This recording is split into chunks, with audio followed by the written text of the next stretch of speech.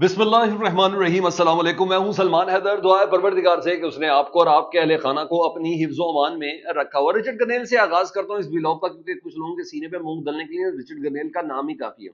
और ऐसे मौके पर जब पाकिस्तान की हुकूमत जो 23 करोड़ अवाम को रिप्रेजेंट कर रही है, सो कॉल्ड, उसके बहुत से बड़े बड़े चैलेंजेस है, लेकिन वो उनका भी सब फोकस रिचर्ड गनेल की तरफ हो गया। लेकिन आपको ये भी मैंने आपको कल खबर दे दी थी कि पाकिस्तान के तमाम मीडिया हाउस इसको रिचर्ड गनेल की खबर चलाने, उसके हवाले से किसी किस्म की नेगेटिविटी फैलाने से मना कर दिया गया। उसकी वजह मैं आपको बताता हूँ क्या वजह है। वजह बड़ी ज़बरदस्त किस्म है, क्योंकि पहले खबर ये चलाई गई रिचर्ड गनेल साहब के हवाले से कि वो पाकिस्तान और अफगानिस्तान और श्रीलंका के नुमाइंदा खसूसी होंगे डोनाल्ड ट्रंप के हवाले से, इसलिए उनको तैनात किया गया। डोनाल्ड ट्रंप की जो जब हुकूमत आने वाली 18 जनवरी को, तो उनकी उस टीम में जो मामला पाकिस्तान अफगानिस्तान और श्रीलंका से मुतलिक होंगे ना, डोनाल्ड ट्रंप उसके नुमाइंदा खसूसी होंगे। मगर डोनाल्ड ट्रंप साहब ने रिचर्ड गनेल साहब ने उसकी तरदीद कर दी। उन्होंने कहा नहीं, ऐसा नहीं है।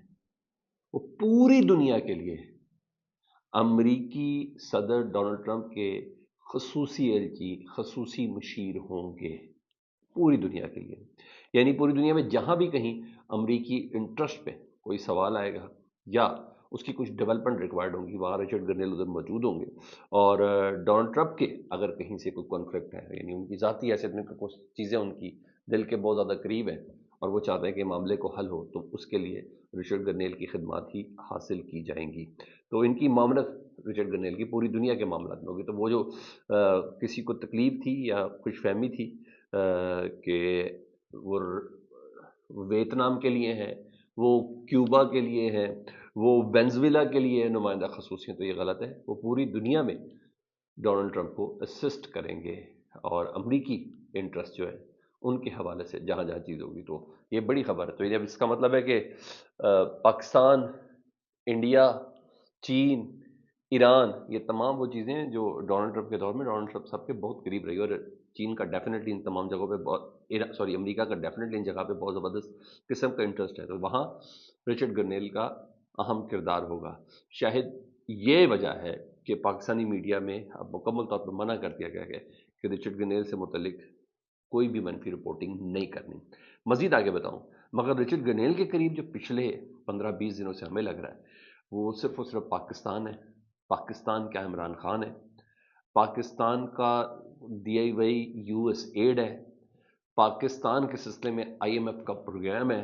तो ये तमाम चीज़ें हैं और ऐसा लग भी रहा है कि रिचर्ड गनेल के हल्का अहबाब में या उन्होंने जो अपनी टीम सेलेक्ट की है, वो टीम ऐसी है जो मुसलसल रिचर्ड गनेल को इस हवाले से ब्रीफ भी कर रही है।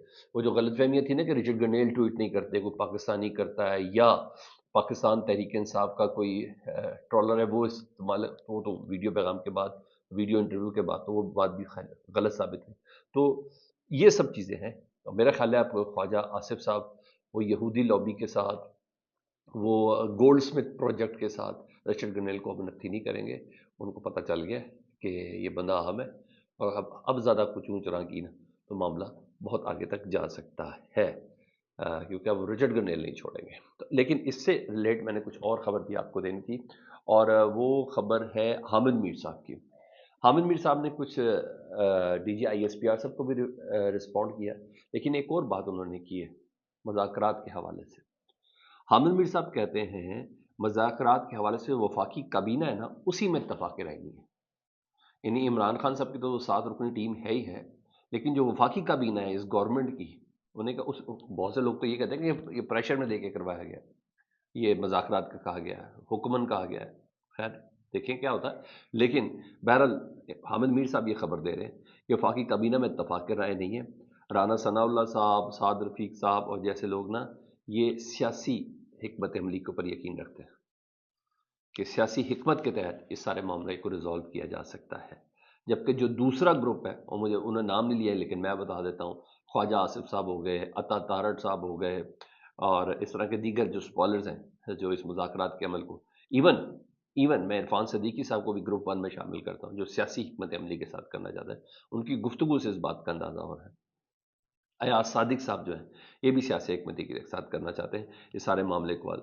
तो वो कहते हैं कि जो दूसरा ग्रुप है, यानी ख्वाजा आसिफ साहब और तारड़ साहब वगैरह, जो सर्टन एक लाइन लेते हैं, फिर पीटीआई पे पाबंदी भी लगा देते हैं, फिर अचानक से गोल्ड स्मिथ प्रोजेक्ट को ले आते हैं, फिर पता नहीं कौन कौन सी चीज़ें, मिशन कैलिफोर्निया, हनीफ अब्बासी साहब भी یہ اس والے گروپ کے اندر شامل ہے جو کیلیفورنیا جو پلان تھا، پروجیکٹ کیلیفورنیا، اور وہ پتہ نہیں کیلیفورنیا پلان کا حصہ جو بتا رہے ہوتے ہیں، انہوں نے کہا یہ لوگ جو ہے نا یہ اسٹیبلشمنٹ کی زبان بولتے ہیں، یہ سیاسی حل نہیں چاہتے، تو پہلے یہ طرح ان کی بھی آپس میں ایک انڈرسٹینڈنگ ہونا ریکوائرڈ ہے جو کہ نہیں ہے۔ یہ گروپ ہے باقاعدہ طور پر کابینہ کے اندر، انہوں نے بولا۔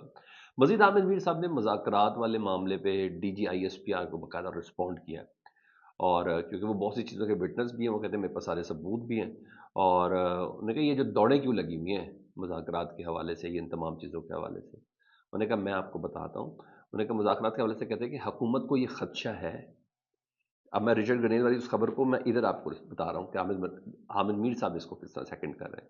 انہوں نے کہا موجودہ حکومت کو یہ خدشہ ہے کہ ٹرمپ حکومت آنے کے بعد سب سے پہلے وہ پاکستان کی ملٹری کورٹس کے اوپر دی گئی سزاؤں کے حوالے سے، پاکستان میں ہیومن رائٹس کی وائلیشن کے حوالے سے، اور عمران خان صاحب کے جو جیل کے ایشو ہیں اس کے اوپر، اور انسانی حقوق کی خلاف ورزی کے حوالے سے مطالبات کریں گے ڈونلڈ ٹرمپ صاحب کی حکومت۔ انہیں کہ اس حکومت کو اس بات کا خدشہ ہے جس کی وجہ سے مذاکرات کی دوڑیں لگی ہوئی ہیں، مطلب حکومت کو باقاعدہ مسئلہ ڈونلڈ ٹرمپ سے ہی ہے۔ اور D G I S P R کو رسپونڈ کرتے ہوئے ان کا یہ کہنا تھا کہ میرا سوال یہ ہے کہ جو آپ کہہ رہے ہیں کہ عمران خان صاحب ان تمام چیزوں کے اندر انوالو تھے، ان کی حکومت تھی، انہوں نے فیصلہ کر کے طالبان کو پاکستان میں بسایا، یا افغان پالیسی میں انہوں نے اقتدار رکھے، انہوں نے کہا نہیں۔ وہ کہتے ہیں عمران خان کی حکومت اپریل 2022 میں ختم ہو گئی تھی، جس وقت تک خود حکومتی ایم این ایز بھی، رانا ثناء اللہ صاحب بھی یہ بتا رہے ہیں کہ اس میٹنگ میں تو عمران خان صاحب تھے ہی نہیں، ہمیں تو صرف بتایا گیا تھا کہ یہ سب ہونا ہے۔ سائرہ بانو صاحبہ وہ بتا چکی ہیں، اس کے علاوہ مونس الہی صاحب بتا چکے ہیں، مراد سعید صاحب بتا چکے ہیں۔ تو کہتے ہیں اس کے بعد کا پروسیس کیا بتا رہے ہیں عامر میر صاحب، انہوں نے کہا میرا سوال ہے کہ عمران خان کی حکومت تو اپریل 2022 میں ختم ہو گئی تھی، تو مئی 2022 میں اس وقت کے کور کمانڈر اپریل میں حکومت ختم ہو گئی، اور مئی 2022 میں اس وقت کے کور کمانڈر جنرل فیض صاحب کس کے حکم سے پشاور سے کابل گئے تھے؟ انہوں نے کہا عمران خان صاحب کی تو حکومت چلی گئی بھی تھی، تو کس نے حکم دیا تھا؟ وہ ڈیفینیٹ بتا رہے ہیں کہ جنرل فیض اور جنرل باجوہ صاحب کی ایک انڈرسٹینڈنگ تھی۔ انہوں نے کہا کس کے حکم سے پشاور گئے تھے؟ انہوں نے کس کے کہنے پر ٹی ٹی پی سے مذاکرات وہاں جا کے کیے تھے، افغانستان میں جا کے، کابل میں جا کے؟ اس وقت تو عمران خان صاحب کی حکومت ہی نہیں تھی۔ اور پھر جو سیز فائر رہا طالبان اور پاکستانی افواج کے درمیان، وہ 6 مہینے یعنی ستمبر 2022 تک کیوں جاری رہا؟ تو عمران خان صاحب کے اوپر نہ ڈالے، انہوں نے کہا۔ اعزاز سید صاحب وہ بھی جنگیوں کے رپورٹر ہیں اور ویری ویل انفارمڈ بھی ہوتے ہیں، اور مجھے ان کی صحافت بھی پسند ہے۔ اعزاز سید صاحب کہتے ہیں کہ فیض حمید صاحب جب کور کمانڈر تھے، پشاور تھے، تو اس وقت عمران خان صاحب کی حکومت ختم ہو گئی، یعنی حامد میر صاحب کو سیکنڈ کرتے ہوئے کہہ رہے ہیں۔ اور فیض حمید کابل گئے، اور نہ صرف وہ کابل گئے بلکہ ٹی ٹی پی کے سربراہ سے وہاں ملاقات کی کابل میں، اور انہیں بلٹ پروف گاڑی بھی تحفے میں دی فیض حمید صاحب نے۔ یہ کس نے؟ عمران خان صاحب نے دی تھی 22 میں، جی مئی 2022 میں۔ اس وقت تو عمران خان صاحب تھے ہی نہیں، تو ٹی ٹی پی کے سربراہ کو گاڑی کیوں گفٹ دی فیض حمید صاحب نے؟ وہ بلٹ پروف۔ پھر ہنستے ہوئے کہتے ہیں یہ میں بعد میں بتاؤں گا وہ گاڑی کس کے استعمال میں رہی، اٹس اندر تھنگ، لیکن وہ کہہ رہے ہیں وہ گاڑی انہوں نے تحفے میں دی۔ تو مطلب مراد سعید، سائرہ بانو، مونس الہی، رانا ثناء اللہ، یہ جو تمام لوگ کہہ رہے ہیں، اور اس پہ حامد میر صاحب، اعزاز سید صاحب، یہ تمام لوگ کہہ رہے ہیں کہ یہ سب کو سب جنرل باجوہ صاحب اور فیض حمید صاحب کی اس وقت کی اسٹیبلشمنٹ تھی، اور صرف انہیں بتایا گیا تھا۔ ہاں، نصرت جاوید صاحب آج کل پاکستان تحریک انصاف کے حلقوں میں بہت مایوب سمجھے جاتے، لیکن انہوں نے بھی کچھ ریکارڈ کو درست کیا، میں نے کہا میں آپ کو تک تو پہنچا دوں۔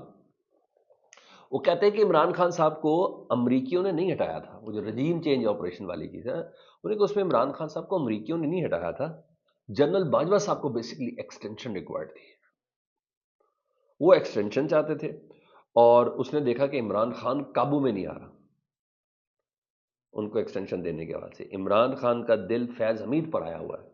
اچھا، وہ دل کی بات بھی کلیئر نہیں کرتے نا، ابھی پچھلے دنوں مسئلہ بھی اسی وجہ سے ہوا تھا، دل آ گیا ہوم لینڈ سیکورٹی کی چیف کا، تو اس کی بنا پہ بہت کچھ ہو گیا جو نہیں ہونا چاہیے تھا۔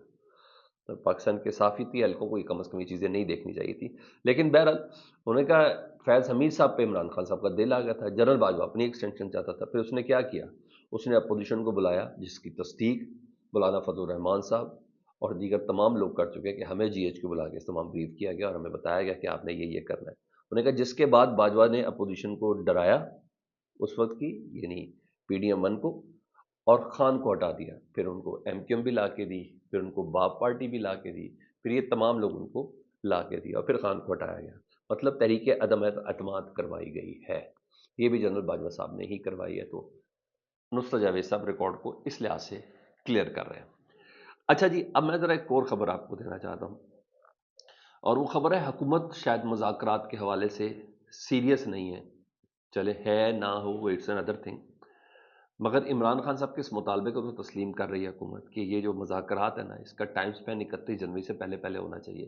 میں نے رانا ثناء اللہ صاحب کو بھی دیکھا جو مذاکراتی ٹیم کے اندر تھے، میں نے صدیقی صاحب کو بھی دیکھا جو اس مذاکرات، وہ کہتے ہیں کہ بالکل اس سے پہلے ہو جائے تو سب سے اچھی بات ہے. بالکل صحیح کہہ رہے ہیں، اس کو تسلیم کرتے ہیں ہم لوگ کہ مذاکرات کو 31 جنوری سے پہلے کنکلوڈ کر دینا چاہیے.